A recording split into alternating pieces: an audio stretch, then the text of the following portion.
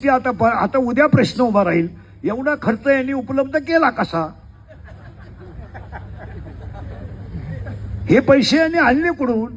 मग काही एक वर्ग असा म्हणेल जनतेनेच गोळा केले आणि जनतेला दिले, दुसरा वर्ग असा म्हणेल त्यांनी जनता लुटली,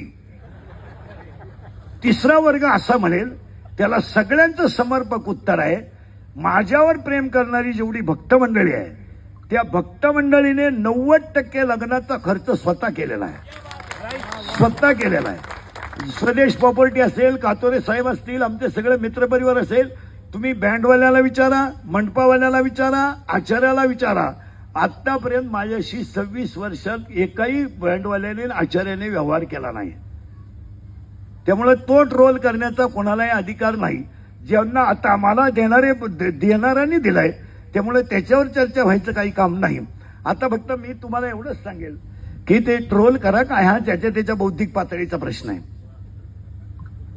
मी किती सांगितलं तरी 1.5 लाख रुपये जरी देऊन सोन्याची नळी आणली तर कुत्र्याचं शेपूट सरळ होत नाही, हा सिद्धांत.